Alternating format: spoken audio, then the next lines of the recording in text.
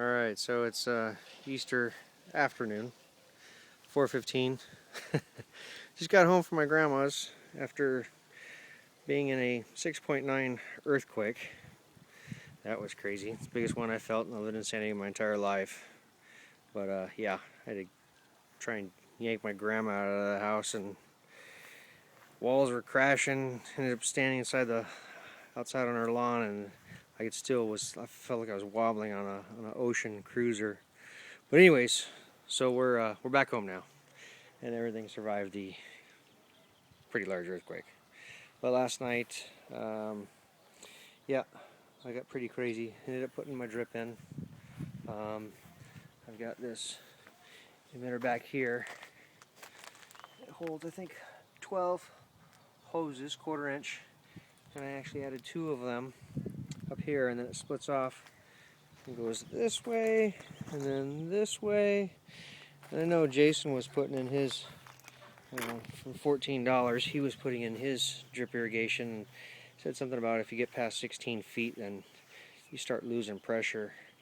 So I ended up doing, I don't know, probably 8 feet there, then splitting off the tee, another 8 feet in that direction, and then another 8 feet in this direction. And then I came back down with another one, split it there, and probably a good 10 feet this way, and 10 feet that way. Only problem is, I turned it on, I don't know, earlier this afternoon, and before we went to Grandma's house for the Easter dinner, as she calls it, I left the drip on. So now I've got a little bit of a leak. It's watered entirely too much. So I won't be watering this for a few days, but at least I know it works now. But yeah, so we ended up putting in, let's see, crookneck squash. I went to 1, 2, 3, 4 of those. I went to Home Depot, and I was checking out some of their stuff. I had to get some soil, and anyways, the guy there from Bonnie, the manufacturer, whoever delivers all their starters and vegetables and stuff in the little packs, I noticed he kind of tossed one to the side and had just various things in it, and he was throwing cardboard and stuff on it and was kind of bouncing around. I asked him, I said, you plan on throwing that out? He says, yeah, I'm gonna, yeah. I said, well, I mean, mind if I just grab it, take it? He said, no, not at all. Let me walk you out with it. So I think he gave me like 13 of these sizes. Zucchini squash and a mixture of, what else was there? This had nothing in it. But yeah, crookneck squash up there that I planted up on the hill. And then this one, I didn't notice this until yesterday. It's cayenne hot pepper. But this is all that Bonnie stuff. I think he gave me 13 of these size starters, which I thought was pretty cool. And then I'm having a hard time with my bell peppers. I planted, Bill and Maren were asking about my, from Austin Simple Living, they were asking about my Jiffies. So I planted my Jiffies. This got crazy. These are beans, peas, corn. I planted 18 corn, but looks like only like 6 of them really kind of popped up. I got some more beans over here. And then these are all tomatoes, because I plan on just getting crazy with tomatoes. We eat so many. So when I did the tomatoes, you know, it says to thin them out. So leave the strongest ones there. Well, I thinned them out, and this peat moss was pretty soft. So what I did is I just picked them out. If I've got they say pinch them off, but I just pulled them out, and then I replanted them in this little flat, put some vermiculite over the top of it, and they're actually doing okay. So I'm gonna continue growing them right here. But the bell peppers, that was the first one I planted for the Jiffy, the 72. This is the second one my son did, and yeah, I got this, what is it? The red chard, Swiss chard, and I don't know, it's limp, it's growing like crazy. I don't know if I have to just stick it in the ground for it to gain some strength. But we got tomatoes. Let's see, these are the 3 with the watermelon. I planted those on the hill. Some basil, different things. But here again, bell peppers. I dedicated 2 of these little pods to them, and still nothing.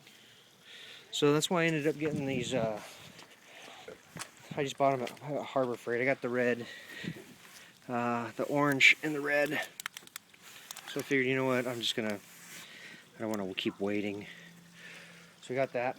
Still got 5 tomatoes that I have to pop in. Got those from a local vendor. I know I'm kind of going back and forth all over the board, but over here on the hill. So I've got the 4 crooked neck squash. We love squash. Then strawberries. I kind of dug all this out, mixed. We've got pretty good soil, so I mixed some of that organic Miracle Grow organic blend or whatever with that, and some vermiculite. Tomatoes are already coming out here, so I know how to get them in the ground pretty quick. Those are the onions from the Philippines. Watermelons, they're doing good. These are the ones I planted in the Jiffy. But when I put them in here, Bill, if you could send me a message. Should I don't know, should I clip this thing off or let them both go? I'm assuming just one of these is one plant, and this is another. So should I just pinch those off and thin them? They're about, I don't know, 2.5 feet apart right now. And then I've got the zucchini squash. That was another one of the free ones that guy gave us at the depot. And these are just, I don't know, zucchini, various squashes. So I did that, put in the drip. Drip works great. I don't think I can add too many more lines, emitters to what I've got going on there. That's just that one dedicated deal back there I've got on one valve. So I think if I end up, I don't know, if I add anything else onto it, I think it's going to go so low that water's going to have a rough time, you know, getting to the plants. So the nectarine's looking really good. Weeping mulberry, my son trained it down like crazy because you guys seen the other video. Things started like taking off. It had that huge sucker that's actually bigger than the regular tree itself, and so we're kind of training it down. Mexican lime, that is the blood orange, looking great. The leaves are just shiny and waxy, they look beautiful. Gonna try and hurry up with this. This is the Wheels barrel. Here's the organic soil, organic choice. We've been mixing that with our regular soil and a little bit of vermiculite. Potatoes. Here's my box I built out of the pallets, the 2 pallets. So we did potatoes in here. I took John's.